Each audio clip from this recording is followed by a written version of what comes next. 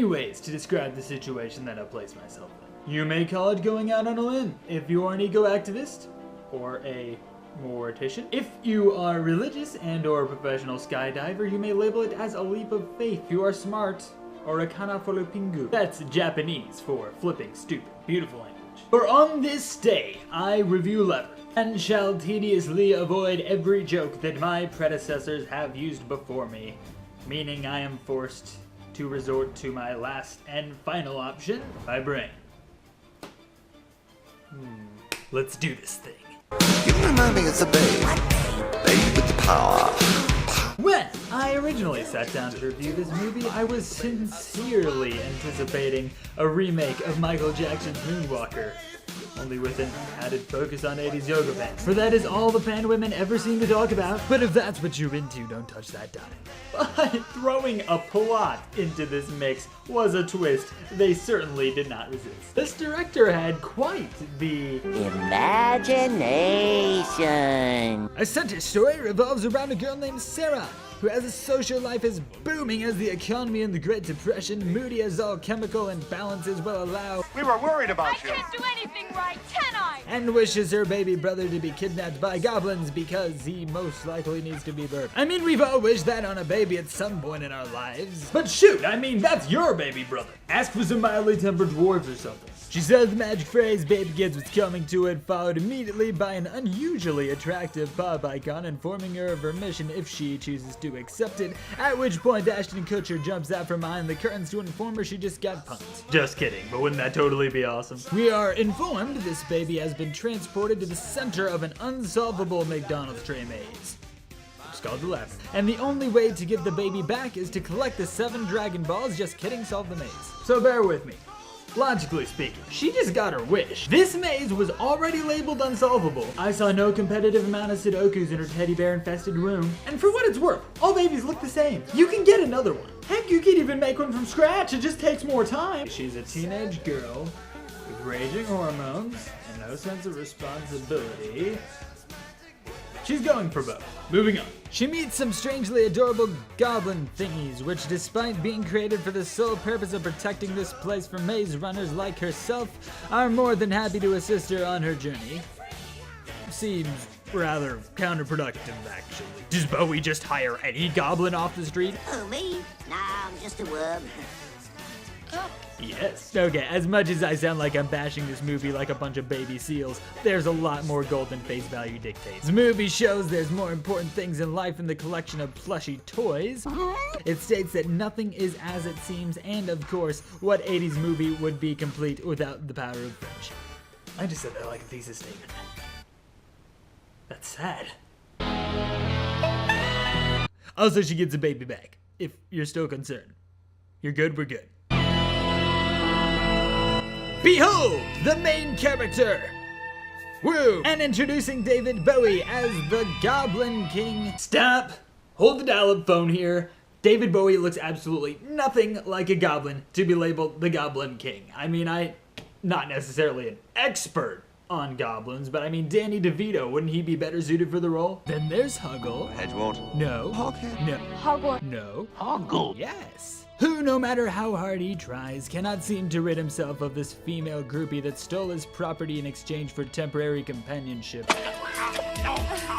Don't kiss me! Don't kiss me! Next up, Udo, a genetically enhanced orangutan constructed by the military, most likely during a period where spare time was abundant. And he can Vegeta, if you will. Rock you like a hurricane.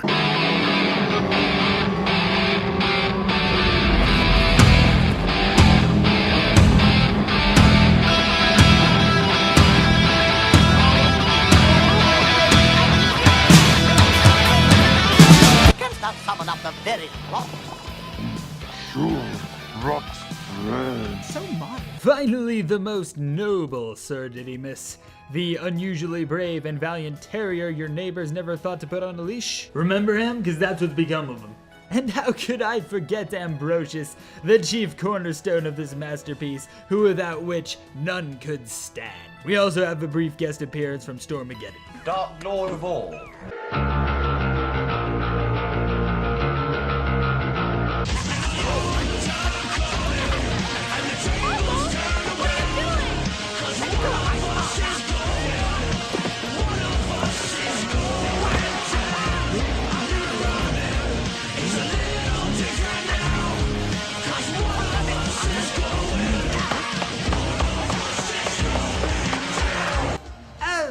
can tell, most likely, by your eyesight, fighting is not really this movie's strong suit.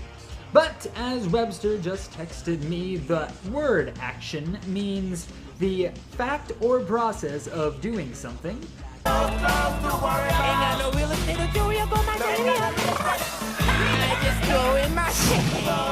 Typically, to achieve an aim.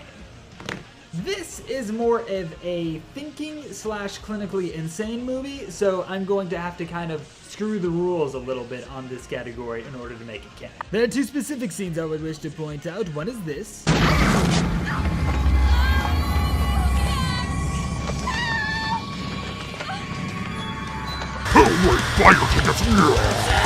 This I find terrifying, but here's the worst of it. Up or down? Well, since I'm pointed that way, I guess I'll go down. She chose down. Who chooses down? I'm pointing this out because Labyrinth has the tendency to take extremely dark notions, remember the rating halfway through, and then take it down a few notches. But it's still crazy as. The next scene I commend because it is as trippy as an uncoordinated middle schooler with two left feet tied together with a shoelace, racing Donkey Kong and Mario Kart while simultaneously being surrounded by a bunch of banana peels. I mean, it looks so real, and I spent hours looking for its flaws, and I couldn't find any. I couldn't. I am referring to the staircase, not the acting performance. Also, look at this. How does he even do this?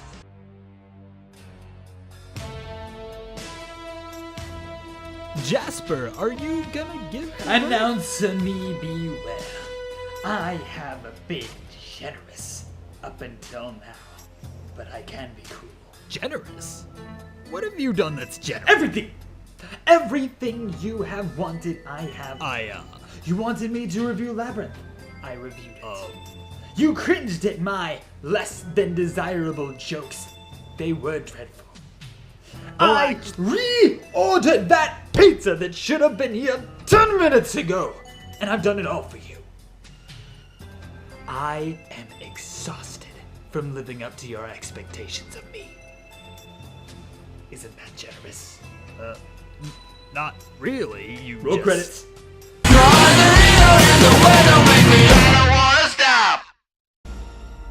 You have no power over me. I now take from you your power. I own it all upon earth. Cast you out!